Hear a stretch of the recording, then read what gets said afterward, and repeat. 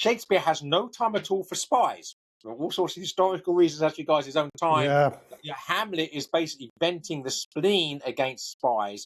So here we see Romeo in the role of the spy. And in a nutshell, about literature with Joseph Pearce.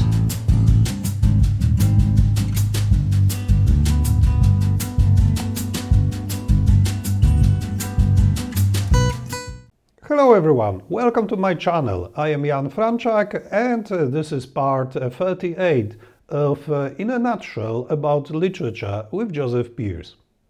We are still continuing our conversation about Romeo and Juliet.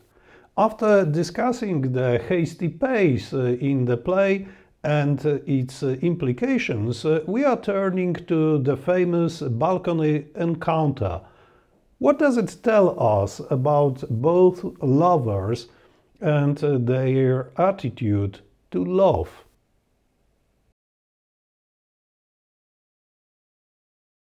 We are meeting after a short break. This is why you have a different shirt, and to finish our conversation about Romeo and Juliet. And I think that out of many interesting fragments of Romeo and Juliet, one interesting and especially famous is the balcony scene, because it's been replayed and shown many times, especially this part, and it's been a source of parodies. And this is something that immediately people associate with Romeo and Juliet. But in your very good book, which I recommend, Shakespeare in Love, you point out that there is something more than just a romantic exchange. So maybe we could explain it to our readers, because you also pointed out that people might be impressed by the beauty of these words, these lines, and not see something very important. yes, indeed. Well, there's a few things about the balcony scene we have to remember. First of all, the structure of it. So at the beginning of it, Romeo is by himself. He's approaching. He's in the orchard. He's approaching where Juliet will appear at the balcony, but he's by himself. So what he's saying when he's speaking to himself, in other words, his thoughts are going to be different from what he's saying when he has an audience. In other words, Juliet. And then Juliet comes out on the balcony and he can hear her and see her, but she is unaware that he is there. So she is speaking her thoughts candidly to herself, in saying things she certainly would not say. In fact, she says she would not have said these things if she knew that Romeo was listening. And then, of course, the third aspect of it is when they are actually talking to each other at the end of it. So there are three parts of the balcony scene, each of which are very important for us to remember the audience or the lack thereof. So the first part, Romeo speaking to himself. The second part, Juliet thinks she's speaking to herself, but Romeo is eavesdropping. And the third part is when they're speaking to each other. Mm-hmm.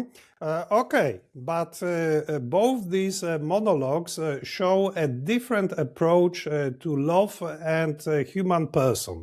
And I think it is very, very important, especially in our times when certain things are completely confused. So what is Romeo's approach to love? What is Juliet's approach to love? Yeah, well, first of all, when Romeo's speaking to himself, right at the beginning of the balcony scene, he's basically talking about the fact that chastity is stupid, that only idiots remain chaste, that the thing for us to do is to cast off our chastity, particularly women, particularly, of course, has Juliet in mind, to cast away her chastity, because only fools do wear the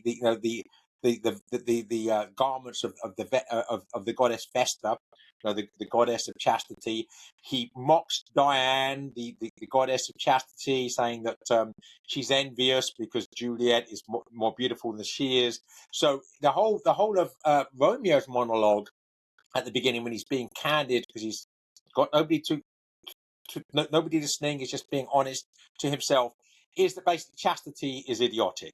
And then Juliet, when she thinks she's speaking by herself, but Romeo's listening, it has a very different, more naive, because she's only 13, we must never ever forget that, very naive understanding of love, where she realizes, of course, that Romeo is a Montague, and this is going to cause problems. So we get the famous, what's in a name speech. That the name's not important; it's the person that matters.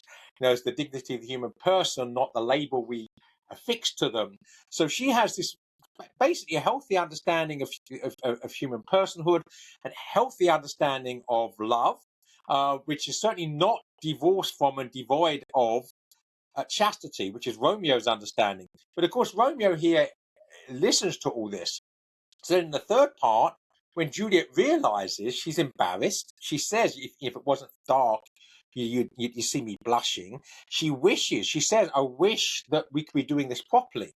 In other words, you should be courting me decorously. But since you've heard everything anyway, we can't do it the proper way anymore because you've been basically, eavesdropping. Now, the word voyeur, we French word used in English language, word voyeur, to be spying upon someone. And throughout Shakespeare has no time at all for spies. For all sorts of historical reasons, as regards his own time. Yeah. Hamlet is basically venting the spleen against spies. So here we see Romeo in the role of the spy. And the role of the spy is never a role that Shakespeare has any sympathy with. And it's because he's spying that he exposes Juliet's weakness, which is not a moral weakness. It's a weakness in the sense that she's expressed herself much more openly and candidly than she would have done if she wasn't being spied upon. That aspect of spying it seems particularly interesting, but maybe it is a topic to discuss the other time. But one more thing about this balcony scene, because you point out even more that Juliet's monologue is also rooted in a certain philosophical concept. Yes, and a few words about this, because it is important, and I especially think that certain things which are in this monologue are really being confused in our times. Yeah, so obviously Juliet would not be aware that she was articulating somewhat abstract and deep philosophy. I mean, many of us, we have a philosophy, even if we can't articulate it, and that activates the way that we think and our actions. So what she does say, in the famous, what's in a name speech, she's showing herself not to be a nominalist.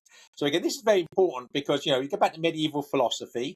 Obviously, Thomas Aquinas and St. Albert the Great and the great scholastic philosophers were realists. A Christian realism in philosophy is that the transcendental things, metaphysical realities, are realities, right? Not human constructs. So things such as goodness, truth, beauty, love, right and wrong, right? These are things that are real and not merely things that we make up ourselves. So when Juliet is saying, look, the name that's appended to you, the label that's attached to Romeo, his name which makes him a Montague, right? Does not actually define who he is as a human person. In other words, we do not make meaning by assigning labels, right? Our labels are merely identifying something which is already real, so that we can talk about it. That's all, so that we can communicate with each other and with ourselves. And we have to label something in order to be able to think about it and then communicate that thought. But that doesn't make the meaning. Now, all it's doing is affixing a word to it so that we can think about it. And that's what she's saying really here is whoever Romeo is as a person transcends and supersedes any label that's attached to him. Now, she would not know it in those abstract philosophical terms, but that's what she's saying. And of course, Shakespeare knows it, and Shakespeare is hoping his audience will know it. So, in other words, she talks about something that is essential and accidental, yes, using these philosophical terms. And exactly. I'm glad you define it. Obviously, essential from the Latin word esse, to be. That which is essential is something which simply is, right? Whether we like it or not, want it or not, believe it or not, it's irrelevant. It just simply is. It's essential, esse, to be. Whereas something which is accidental is a property that need not be. So a horse, is an equine mammal, right? That's what a horse is essentially. But a horse can be piebald, or it can be brown, or it could be grey, right? The colour does not define the fact that it's a horse. It's the accidental quality of the horse. So in an analogous sense, Romeo as a person, as a human person, is the essential characteristic of Romeo. That the name that he has is accidental, because he would still be Romeo if he wasn't. He'd still be the same person if he had a different name. And then this is why I think it is important, and again, it is something for a much longer and philosophical conversation. I think we will not go into it, but I think that in our days people simply confuse that which is essential with that which is accidental, unfortunately. Right, so this is why it seems important. There's an irony here as well, of course, because in the balcony scene, that Romeo is the one who's essentially a relativist who really wants self-empowerment. He really wants reality to do what he wants it to do, rather than subjecting himself to it. Whereas Juliet, in her innocence at the beginning, understands important things, which when she then begins to idolize, and that's the right word, she begins to idolize Romeo, at that point she loses her grip on these essential truths and realities, and that's the slippery slope to where we know the play ends. Thank you for watching. If you haven't seen the previous episodes yet, please check the In a Nutshell About Literature playlist. You can watch them individually or as 5 longer compilation videos. And please remember, you can support the development of this channel in several ways. Subscribe to the channel if you haven't done it yet, like this video and leave a comment. Share the video by copying the link and posting it on other social media. And finally, support us financially by buying me a virtual cup of coffee or making a donation. Please check the options below the video, where you'll find links to 2 services, Buy Coffee 2 and Zrzutka. You can also support us by doing the shopping in my online store. Thank you once again, and see you in the next episodes of In a Nutshell About Literature with Joseph Pearce. God bless you.